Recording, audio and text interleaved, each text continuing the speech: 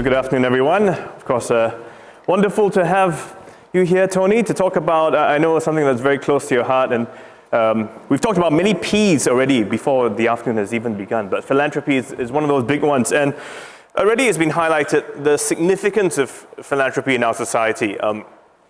It's an important tool in the ecosystem. As Prime Minister, you place a great value on this, having philanthropy as part of the system, as a partner for government. Why is that the case? What is it about philanthropy that makes it such a significant part of society?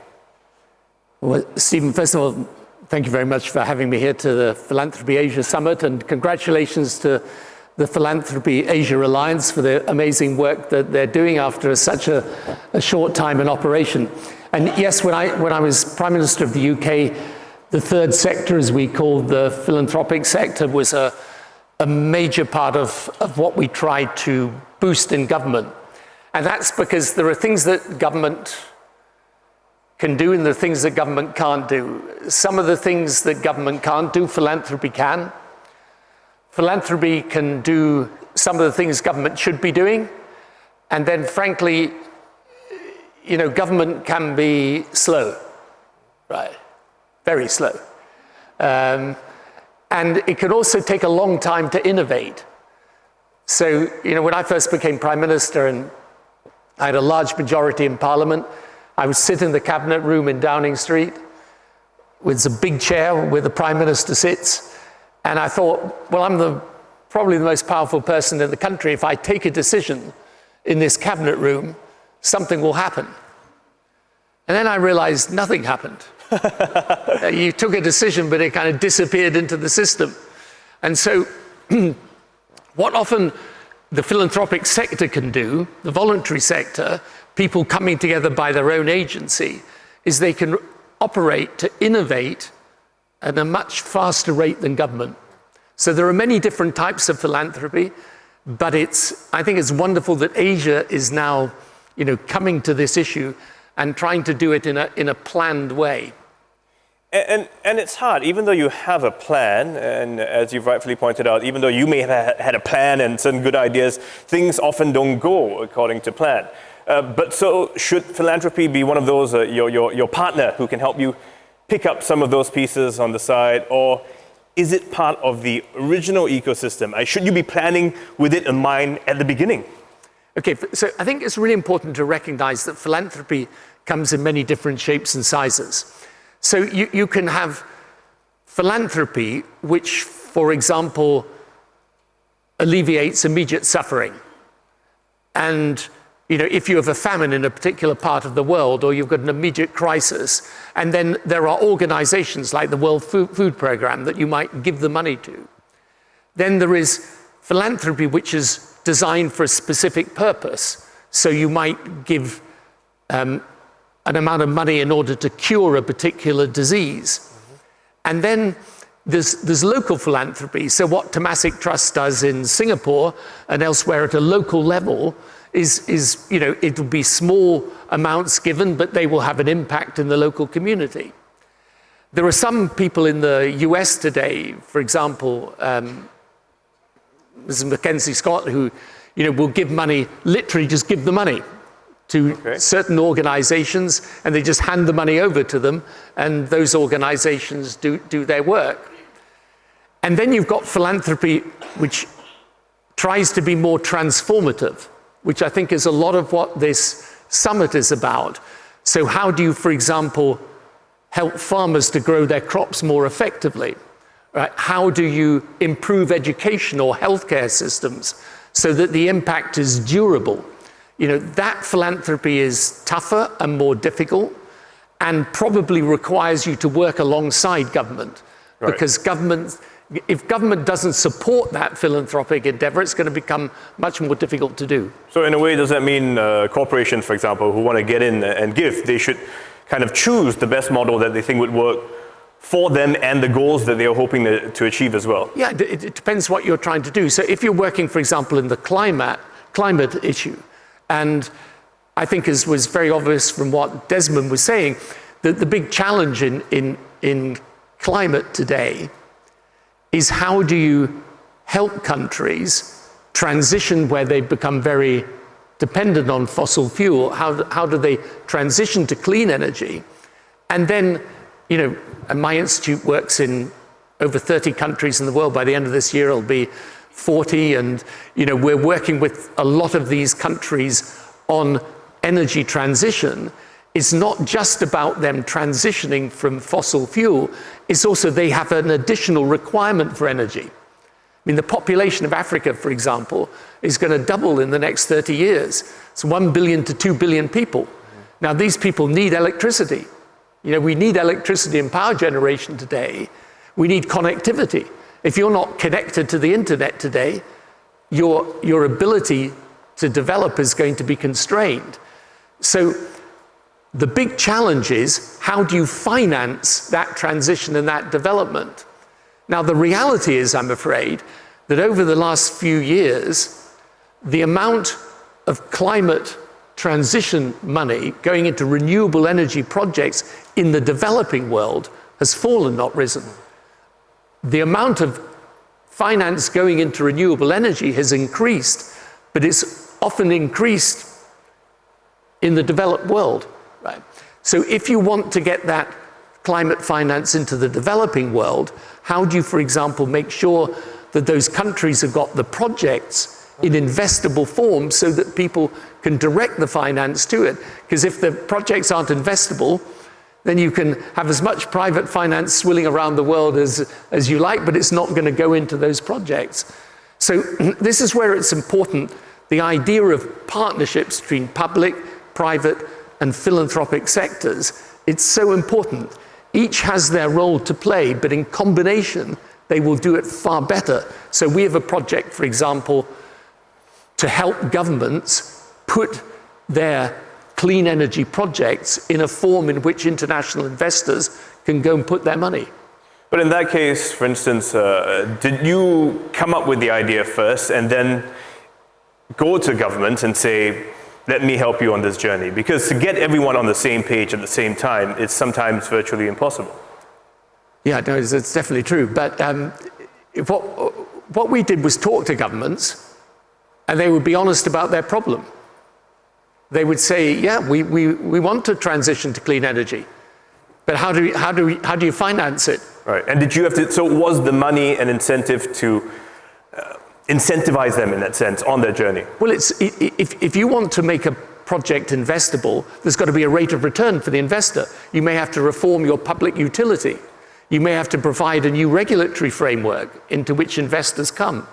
Right. So these things they're not as simple as, here's a sum of money, let's give it to clean energy. It's got to be actual projects. So one of the things that we work on today is how you bring off-grid solutions to remote areas. You may have solar power or wind power projects that are off the main grid in the more remote areas, but where you can bring electricity to that area. And then if you've got electricity with satellite technology today, you can then bring connectivity. And as I was saying earlier, if you're not connected today to the internet and to the, to the outside world, it's very hard for you to develop. But in that situation, for instance, we see the problem, we know the need, the government want it too, but then they say, I need help. So your institute, for instance, comes in. Do you then look for more partners who perhaps are in that space of renewable energy or developing, such connectivity, and bring them into the picture so that everyone is then there at the table? Yeah, absolutely. So this is why I think it's one of the benefits of having a summit like this and the Philanthropy Asia Alliance is that there's a lot people can learn from each other, and they can form partnerships with each other. And sometimes people are trying to do the same thing, even in the same area, and they're not working together and cooperating together. And so this concept of partnership is very important.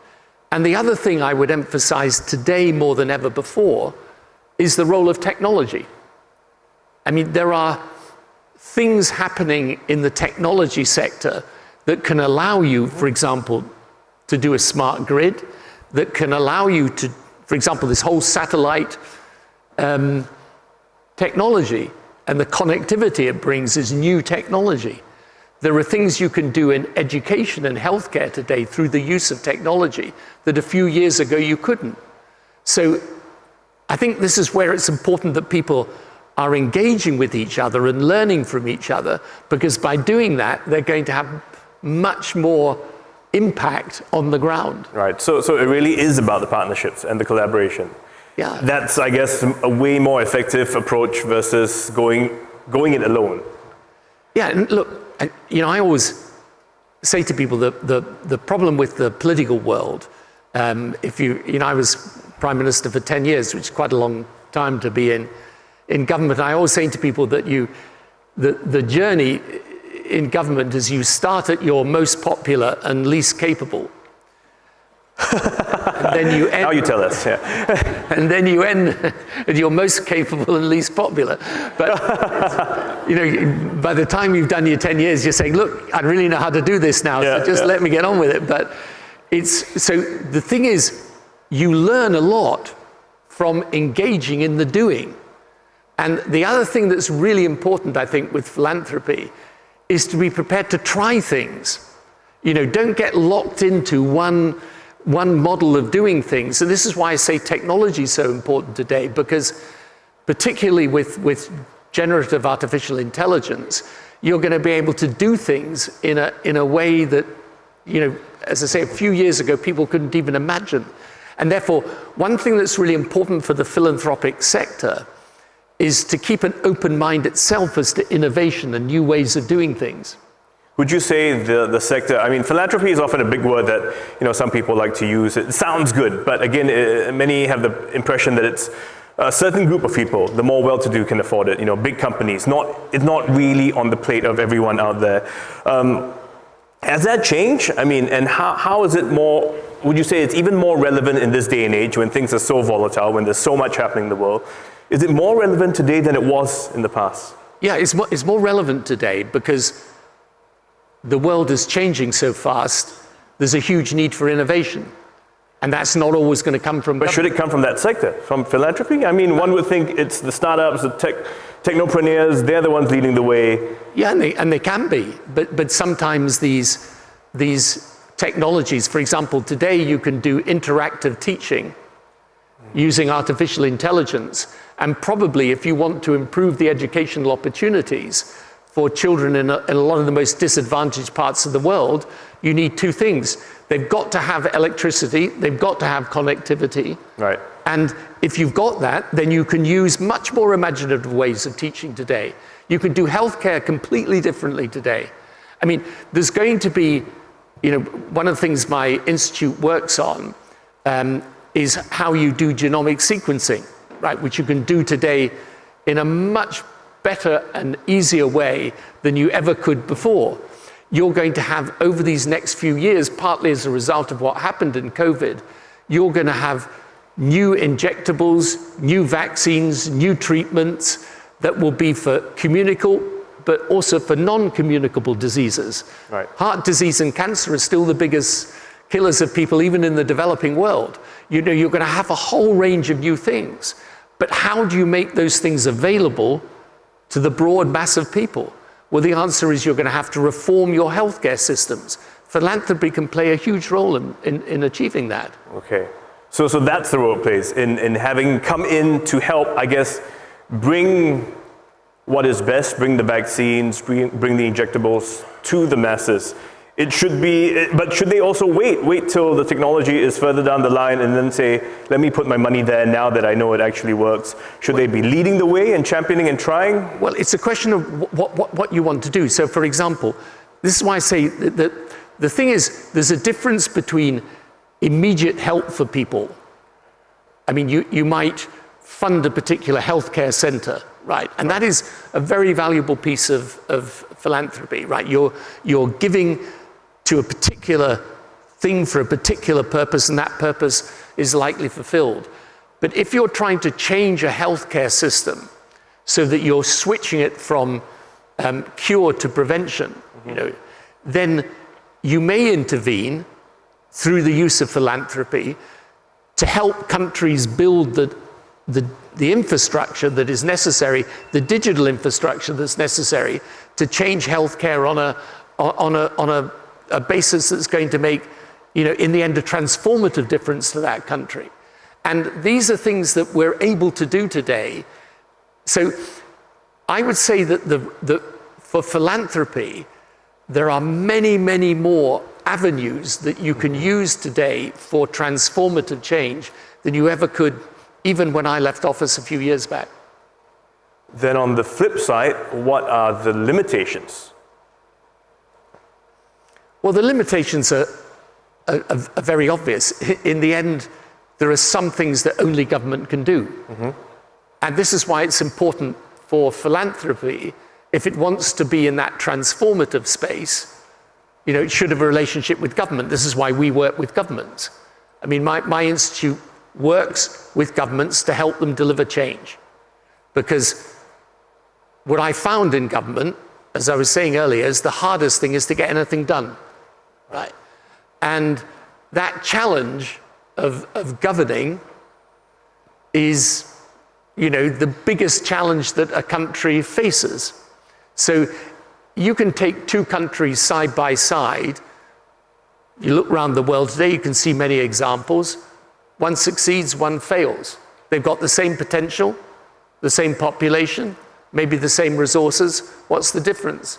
It's the quality of governance and decision making. I mean, we're here in Singapore, which is, around the world, people say to me when I meet a president or a prime minister, they say, make me like Singapore. And I say to them, okay, well, I can tell you how they succeeded, certain of the principles. That's the easy part. The hard part is doing it, right? So government in the end has so much more power than anyone else if it uses that power constructively. What philanthropy can do is work alongside government to show it what can work and then can partner it at a local level in order to introduce change. Right. But, you still need government there. And in the end, this is why we talk about this PPP. Yeah, a lot of P's, yeah. But why we talk about that is because each has its role. Right. And the reason why it's even more important is because of this technology angle, because philanthropists will get the technology faster and better than most people in government. Okay. But again, the challenge here is, as you mentioned, government needs to be on the same train, wanting to achieve the same goals. I mean, of course, that is ideal, and that will help the relationship work better, because otherwise you're less, we call it public, private, people, the 3 Ps, but if you don't have 1 P, then you're 1 P short, and it doesn't quite work, unless all the Ps are on board, right? Something like that. It's of course, look, it's... Can philanthropy also lead the way instead of waiting for governments? Can you use that? I know I did kind of ask you this before, but to sort of, because for people here who want to do a project, they want to work on something, but can they be the one to start, to champion the cause and go to governments and then bring them on board? Or is it often the other way around? No, I think it usually is that way around, that philanthropy will spot a particular issue. I mean, like we've just been seeing now with the blue economy. And here's something that's very important, which I thought came across in those videos and in the interview. I think the best philanthropy is the philanthropy that in the end is sustainable over time, even when the philanthropic dollars stop. In other words, it introduces systemic change that means that even when philanthropy has moved on, the thing is self-sustaining. In a lot of the governments I work with, I always say to them, your ambition should be to say goodbye to the donor community. Right. and to say goodbye because you've created the independent means of sustaining what the philanthropy at first came in to do. And therefore, it will very often be philanthropy going to government and saying, here's a different way of doing it. I mean, I come across, we got projects at the moment with island states that are used in sunny climates, right? So they've got virtually unlimited capacity for solar power and island states for wind, right? And they're using heavy fuel oil for their electricity generation, which, by the way, is very expensive. Right. Going to them and saying, here is a way that through a combination of philanthropic support, maybe some concessionary capital, and some regulatory change within government, you can change your energy system, make it clean, but also reduce costs for consumers. Then it's sustainable. Then you're going, and also it's important when you're doing philanthropy to do it in a way that the government feels we're actually benefiting our people. You know, this is, and frankly, that it's going to be politically beneficial. So in a way, you're creating a win-win situation for both sides. And should they? Are you then telling companies that when you go in with your funds, your dollars and cents, you know, that you should also be working yourself out of a job, so to speak? That is the ideal, because otherwise, many countries do become dependent, and that becomes a regular source of. I think it's the ideal thing, and also, you know, for the company itself. I mean, companies have got to, you know, they've got to pay attention to their own business. So for companies, if they're going into a situation where they maybe go in with the desire to be socially responsible, but if they create something that's of lasting value, that's the best thing. Does it always work? No, of course not. Yeah. But I mean, but neither does government. I mean, expectations-wise, I guess, again, with all the projects you have, give us some indication. I mean, how often should, you know, they expect to not succeed? Well, I think, look, I think most philanthropy succeeds to a degree. And as I say, where you're giving money for a specific purpose, say the alleviation of hardship in a specific situation, or you're giving small-scale grants to local community projects, those things are going to work in their own terms. I think the tough thing, what Desmond was talking about in his speech and Madeline was talking about, was if you're doing transformative change, you know, that is a tougher thing to do. But in my view, ultimately, you need both. You need the palliative and the transformative. And this is where I think, you know, this is where I think the issue to do with technology is really important. Right. And it's, you know, the other thing about government is that it's quite slow on understanding how the world's changing. And it's not surprising. Look, technology is confusing.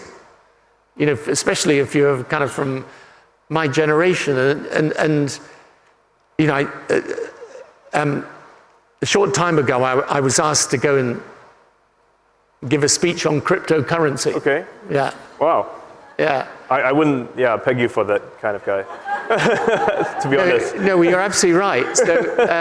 So I phoned my son, who's in the technology sector. And I said to him, explain cryptocurrency to me. So he talked to me. I said, I don't understand anything. So then he sent me this thing called The Idiot's Guide to Cryptocurrency. And I realized after reading it that I'd attained a higher level of stupidity because I couldn't understand that either. And then finally on the day of the conference, I phoned him and said, I'm about to give this speech. He said, I said, what do I say? He said, tell them you're sick. So I understand it's really difficult for people to keep abreast of the technology innovation. But I honestly think if you're in the world of government today, you in the private sector, you who operate in the private sector, you'll know this already in your own companies. You're all the time now thinking of the difference technology makes. We should think the same in philanthropy as well, and the opportunities to do really exciting, innovative, different things. I mean, we are doing some really cool stuff around the world on using technology today in ways that you could never have thought of before. And that if there was, apart from the importance of partnerships, if I had one other message, it would be to keep this technology revolution in mind all the time. I mean, tech is in everything we do in all aspects of our lives, but so you're saying it's sort of the ball's in your court. These people here, you guys all in the private sector, know where things are moving and shaking, and to then, in some cases, take that to government and say, I can help you in this, I can help you in that. Yeah, and also just to think innovatively. Sometimes what I find with some of the leading philanthropists is that, you know, they will be business people that have done amazing things. Right. Then they come to philanthropy and the innovation part of their brain shuts down. They want to do good, yeah. Right? Which is a good thing. You know, you should do good. But why is that? Is it because we still think of philanthropy as this, it's old school giving in a way? Yeah, well, I think you're absolutely right. And it's why sometimes I don't really like the word philanthropy, because it kind of suggests it's a sort of charity thing. And of course, it comes from an impulse to want to change the world for the better, which is a great thing.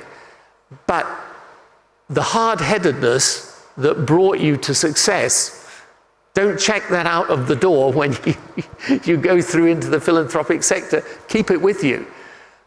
And keep the innovation and creativity that made you successful at what you do. Are you optimistic for the future? I mean, there's so much happening. Every day we're hearing stories of different things happening all over the world. How optimistic are you in terms of what we can do to help effect change? Yeah, I am optimistic, but I'm never sure whether that's part of my nature or whether it's based on any realistic assessment of the world. And there are lots of things not to be optimistic about at the moment. But no, I am optimistic, because if you take a step back, you know,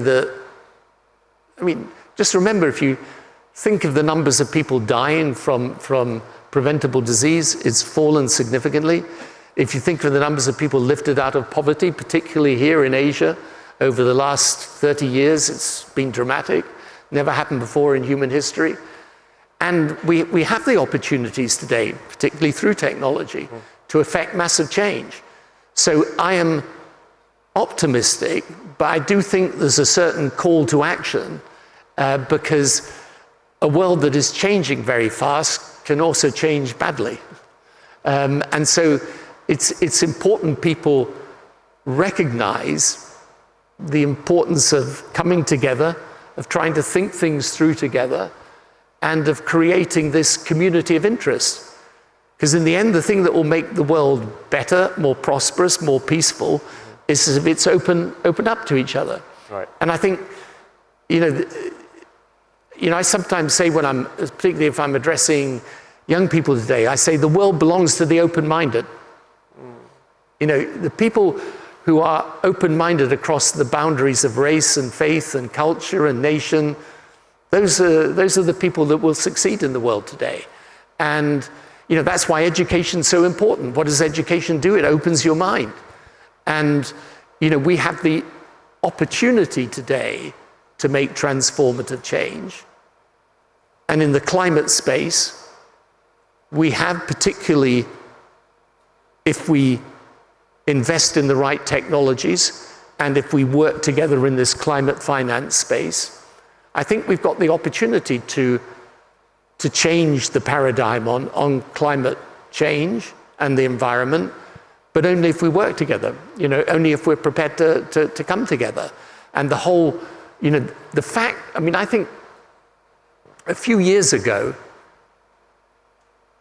I think if you talked about having a Philanthropy Asia Summit, people would have looked at you rather curiously. This is the fourth one, I think. Is it the fourth one we got now? Yeah. So, you know, this is the way the world's changing. It's a good thing. It's a very positive thing. And I'm basically optimistic about it, because events like this show you that there is a considerable desire amongst the broader population to not just to do well, but to do good.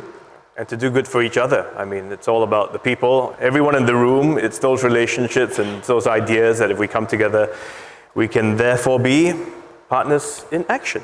Yeah, I think this is, look, when you look at the big global issues that have been in the last few years, the pandemic, climate change, all of these things in the end, we can only resolve them together. And if we don't, we'll all be worse off. And that's a great lesson for the future. Ladies and gentlemen, Mr. Tony Blair. Thank you very much. Thank you.